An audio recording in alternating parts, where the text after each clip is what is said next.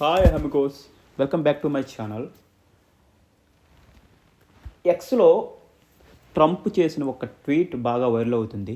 అదేంటంటే welcome to the United States canal.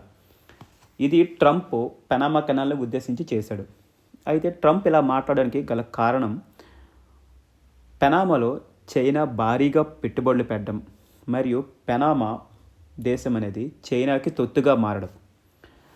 అయితే China పనామాలో భారీగా పెట్టుబడులు పెట్టడం వల్ల, అలాగే పనామా దేశం అనేది చైనాకు తొత్తుగా మారడం వల్ల ట్రంప్కు వచ్చే ఇబ్బంది ఏంటనేది తెలుసుకునే ముందు పనామా కాలువ గురించి తెలుసుకుందాం.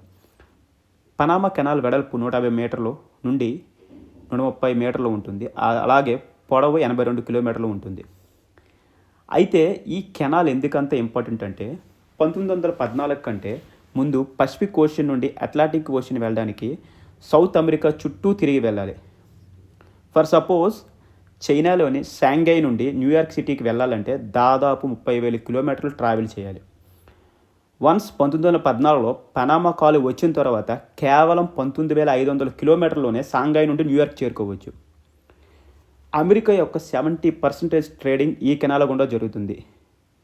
ఈ కాలువ గుండా ఏటా 30 లక్షల కోట్ల వ్యాపారం జరుగుతుంది. అయితే ఈ కెనాల్ ఎవరు నిర్మించారంటే సూయిజ్ కెనాల్ నిర్మించిన కంపెనీ ఫెర్డినాండ్ అనే కంపెనీ 1881లో ఈ కెనాల్ నిర్మించడానికి ట్రై చేసింది, కానీ వారి వల్ల కాలేదు.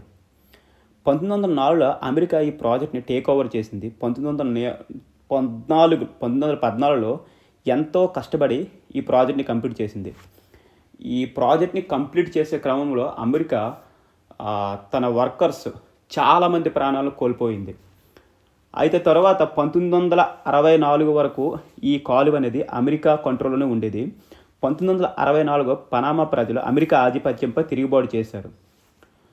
తర్వాత 1977లో అప్పటి అమెరికా ప్రెసిడెంట్ అయిన జిమ్మీ కార్టర్ ఓన్లీ $1 తీసుకొని పనామా కాలువను పనామా దేశానికి అప్పగించేశాడు. అయితే ప్రస్తుతం ప్రజెంట్ చైనా పనామాలో భారీగా పెట్టుబడులు పెడుతుంది. పనామా కెనాల్ చుట్టూ ఉన్న పోర్ట్లో చైనా వ్యూహాత్మకంగా భారీగా పెట్టుబడులు పెట్టింది.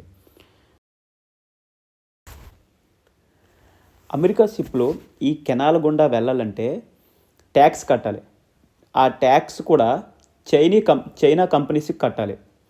ఒకవేళ చైనాతో యుద్ధం వస్తే చైనా ఈ కెనాల్ని కనుక క్లోజ్ చేసిందనుకో అమెరికా బిస్కెట్ అయిపోద్ది.